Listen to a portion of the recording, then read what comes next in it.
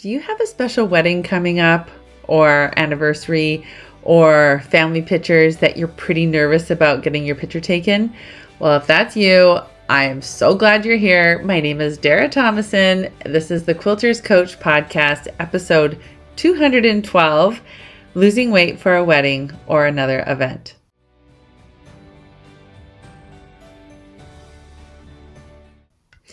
Okay, my anniversary is a week from now, from the recording, and I want to get my picture taken. And I go to weddings over the summer, and I've been thinking a lot about when I got married and my wedding dress, and knowing that I was going to be looking at that picture forever. And what did that all mean? And now that I'm no longer getting married, but going to be going to weddings, my kids are going to be getting married eventually, I want to look really good. And so I'm going to talk to you about a 4-step process of what you can do if you want to lose weight for a wedding or an event without punching yourself in the face. So if you're interested in learning this process, buckle up, because this is what we're going to work on today. But before we go into that, I want to share a win from one of my clients. I love all my clients. There's 4 of them that go for hikes, and they call themselves the Golden Girls. They go for a hike and then they go for lunch. So happened to stop in at a place that sold fudge, and they all bought the fudge, and she decided not to. She really is working on building trust with herself and taking care of her body. She was sitting in the back, and her friend just kept going on and on about the fudge. And she just was so surprised with this obsession with eating the fudge and chasing that pleasure from the fudge. And because of the work that she does here inside the membership, she could see why her friend was doing this, but she also saw the danger and the detriment of what happens when you make food the most exciting thing. And in the membership in the month of July and August, they are doing the summer bucket list challenge. And so they have created some really fun things to do so that food doesn't become such a driver. One of the ladies, she loves to go to museums. She lives by Washington, D.C., and goes and spends time in these incredible museums. She loves taking the train. Thank you, first of all, for being here on my podcast, whether you're watching me on YouTube or if you're listening. I just think it makes such a difference when you can listen to other real people. I want to talk about, what does it mean to lose weight for an event? Now, I want you just to ask yourself, why does it matter? Because really, the wedding is not about you. It's about the bride and the groom, and it's their special day. But there's something about memorializing that day and the way that you look. And I get it. I totally get it. We want to look our best. We want to represent ourselves how we best want to. So I think it's amazing that you're actually letting yourself dream and feel good about, yeah, I'm going to do this for me. However, where I see people fall is their approach to weight loss. And how we lose the weight is how we keep it off. Diet culture says it doesn't matter how you lose the weight as long as you've lost the weight. So now we have this whole issue of Ozempic and all these GLP-1s. You can get results. You're throwing up all the time, or you're feeling sick, or you're having all these problems, but you keep promising yourself and saying to yourself, well, it's all worth it in the end. So and we have the quote where nothing tastes as good as what thin feels, and all these crazy ideas, because you're not addressing the real issue. The real issue is weight loss is an emotional journey, and it's a relationship with yourself and with food. This is what I want to offer, this 4-step process. The first step is, I want you to make a decision, and I want you to like your reason. And there's a wonderful quote by Clay Christensen, who is a professor at Harvard. And he said, "It's easier to hold to your principles 100% of the time than it is to hold to them 98% of the time. So when you're 98% committed to something, then you truly haven't decided. As a result, you're required to continue making decisions. We get into decision fatigue and we just go down that road. I want you to make the decision. I'm going to lose 15 pounds in 3 months, or I'm going to lose 10 pounds in 6 weeks. You're going to make that decision. So we're going to make that, and then I want you to like your reason. And because what is the reason? And it's okay to like the reason of, because I really want to wear that one dress. And I want to feel really good in those pictures. That's a great reason. I want to be able to really smile and feel proud of myself and that celebration rather than hiding behind my kids or have all that negative self-talk.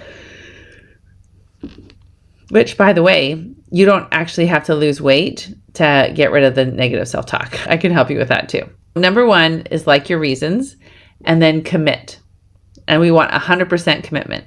Then number 2 is to get help. Now, we can get help by an AI or a fitness trainer.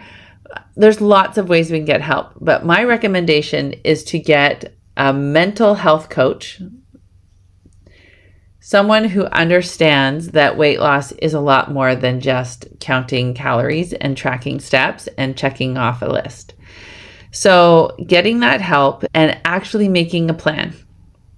Inside my membership, I have the 90-day plan. Basically, I teach the 5 pillars. Weight loss science is simple.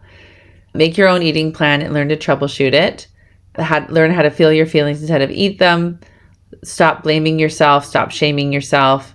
Stop blaming others and stop shaming yourself, and then build self-confidence. And within that process, we have weigh yourself every day. We have out of feedback.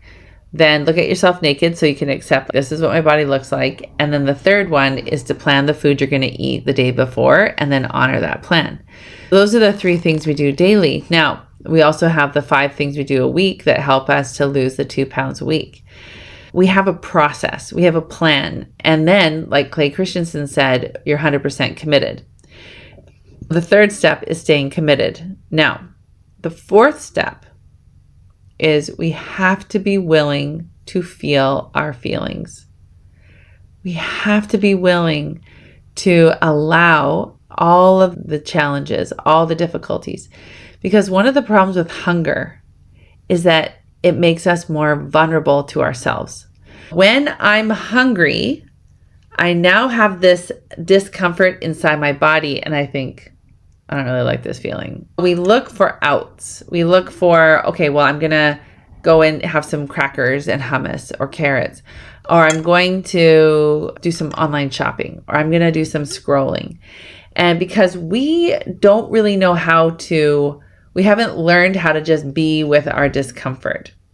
So we have to commit to feeling all the feelings. Now, the worst thing that can happen in life is an emotion, and the best thing that can happen is an emotion.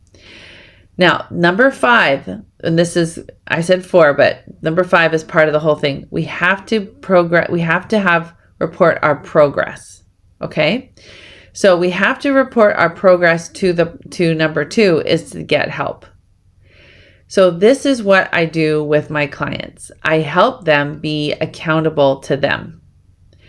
Now, inside my membership, there are quite a few women that have created accountability partners for themselves. With my one-on-one clients, I provide that myself, and that is why it's a higher ticket, it's a higher cost. There currently, as I'm recording this, I do have some spots open if you want to take advantage of that. But let's just go back to the whole point of this in the first place. Why do you want to lose weight? And I like the idea of making a decision, but what I'm most interested in is learning to honor the goal that you made. It does take a lot of work to honor that goal. And that is where you learn how to be you. Now, one of the concepts that is really challenging for us as humans to understand is that quite often we'll say, well, I just want to be authentic. And the problem is we actually don't know who our authentic self is yet. Because what do we spend most of our time doing? We spend most of our time worrying about what other people think, or feeling afraid, or protecting ourselves because we're not sure how to be with ourselves. So we haven't created our authentic version yet. So when we do something like make a goal of saying, I want to weigh a certain amount by this wedding, what it's doing is it's saying, I want to be the narrator of my own life. I want to look a certain way at this wedding or at Christmas or at whatever that is. And so what it's doing is it's requiring us to get out of our comfort zone. It's requiring us to be with ourselves instead of going to distract ourselves with food or scrolling or whatever that is. Using a life coach for that approach is incredible. I have life coaches in my life to help me create the results I want. If I did not have a life coach, I would not be where I'm at. I would not weigh what I weigh. I would not have the kind of marriage that I have, the relationship I have with my kids. I wouldn't have the kind of money I have in my bank. None of that would be a reality if I didn't have a life coach, because I don't know how to overcome my own obstacles. Today on my coaching call, I have I think she's 67 client. She's lost over 50 pounds. She said to me today, it's so frustrating. It bugs me that I need your help. I said, I get it. She said, I feel like I should be able to do this on my own. So it doesn't bug her that she needs me to help her because she likes me and she trusts me and all of that. But it's annoying to her that she needs to have help to accomplish a goal. I get it. It's annoying to me that I haven't figured out how to knit and read this pattern. It's annoying.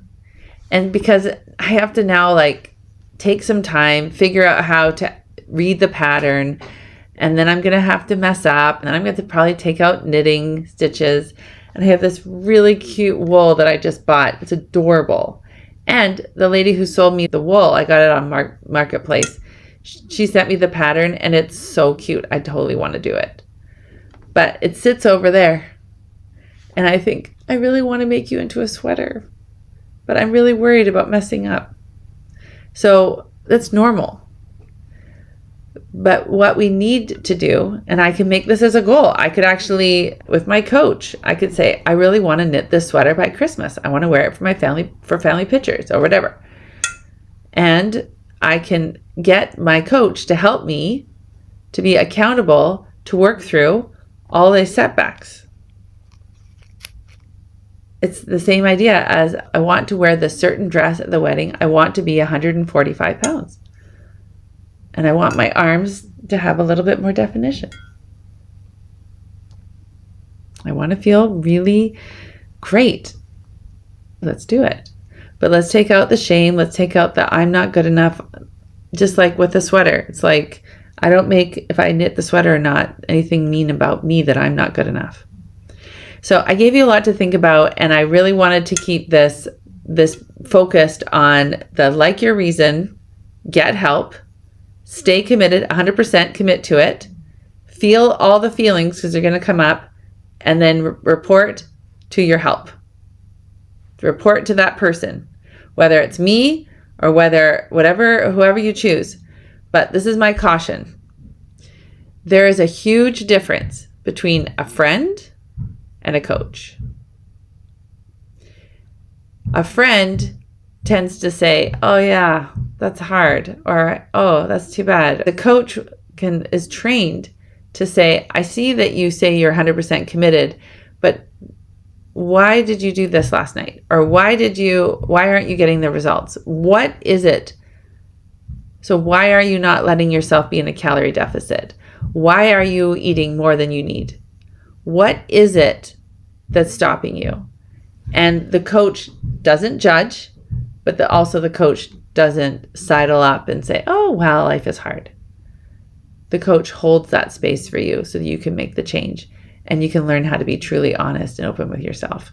So if you're ready for that transformation, whether you work with me or another coach, you can decide. But guess what? The only way that you know if it's going to work with me is if you come on a call and we have a conversation, a curiosity call, and we look at what would that look like to work together. Because I'm going to tell you something. I've made a goal to weigh a certain amount this summer. And it's going to require me to do some different things because I've averaged 155 and I have a kind of a scary goal because I want to build more muscle and I want to really honor that goal. And I'm staying 100% committed. So I'm doing this. I'm doing it. And I can always report about it. So I'd love to hear what goal you would like to make and see what would happen if you actually followed through to make the decision, like your reason, get help, stay committed, feel all the feelings, and then keep reporting back. You made it to the end, and it tells me something important about you. You're not just looking for another quick fix or magic solution. You're ready to understand the real reason the scale hasn't budged, even when you know exactly what to eat and how to exercise. You're like so many quilters and creatives I work with in my lifetime membership. Creative, intelligent women who are tired of fighting their own minds. You probably tried everything and you're wondering why nothing sticks. Here's the truth. It's not about trying harder. It's about thinking differently. If you're ready to discover what's sabotaging your health goals, join me for my free training, Why Losing Weight After 40 is Harder and What to Do About It. Register in the link below. Your creative and healthy life aren't separate things. They're beautifully stitched together. Let me show you how.